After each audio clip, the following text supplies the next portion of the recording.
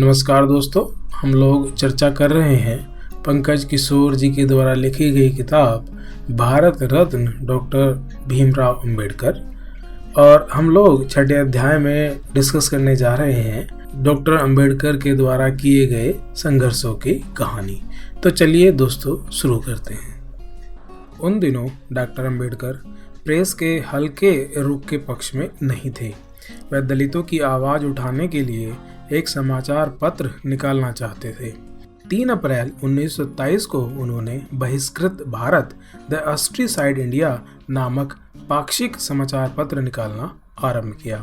3 वर्ष की अवधि तक चले इस समाचार पत्र ने दलितों के लिए पूरे जोर शोर से आवाज़ उठाई थी। डॉक्टर अंबेडकर को पता चला कि कुछ ब्राह्मण महाड़ तालाब के पानी का शुद्धिकरण कर रहे हैं। वह इस नए हालात से बहुत क्रोधित हुए। दूसरा धक्का उन्हें तब लगा जब एक और नया फैसला लिया गया जो पिछले फैसले को रद्द करता था, जिसमें कहा गया था कि महाड़ तालाब का पानी हर जाति के व्यक्ति के पीने के लिए उपलब्ध नहीं है। बाबा साहब ने इस फैसले के विरोध में सत्याग्रह करने का निर्णय किया। उन्होंने सोसाइटी के सभी कार्यकर्ताओं से महाड़ तालाब के पानी के लिए किए जाने वाले सत्याग्रह में भाग लेने को कहा। इसी बीच कुछ सवर्ण हिंदू सिविल कोर्ट से यह आदेश ले आए कि अंबेडकर और बाकी लोगों को सत्याग्रह करने से रोका जाए। कोर्ट ने इसी पक्ष में एक नोटिस दिया।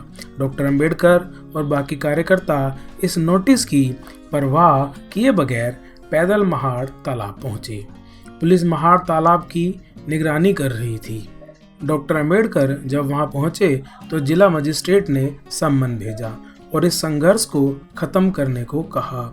डॉक्टर अंबेडकर ने कुछ नहीं कहा और सम्मेलन की जगह लौट गए, जहां उनके गांव के लगभग 15,000 कार्यकर्ताओं ने उनका स्वागत किया।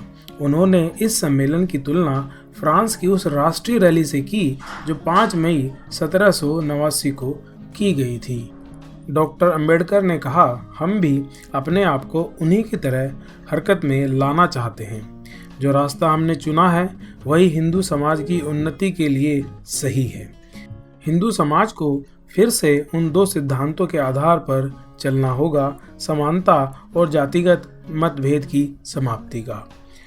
उन्होंने सत्याग्रहियों से कहा कि वे इस महाड़ तालाब को न छुएं, क्योंकि उनकी लड़ाई उच्च वर्गीय ब्राह्मणों से है, सरकार से नहीं। उनका मकसद हिंदू समुदाय में समानता लाना है। उन्होंने वहां उपस्थित औरतों से भी कहा कि उन्हें भी अपनी स्वच्छता तथा पहनावे पर ध्यान देना चाहिए। उन्होंने कहा कि उन्हें भी उच्च वर्ग की स्त्रियों की तरह पहनना ओढ़ना चाहिए और अपने बच्चों को शिक्षा देनी चाहिए।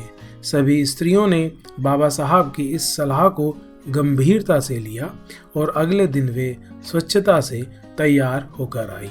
तो दोस्तों, ये था हमारा 6ठा अध्याय और अब हम 7वें अध्याय में साइमन कमीशन और गोलमेज सम्मेलन के बारे में पढ़ेंगे। तब तक के लिए धन्यवाद।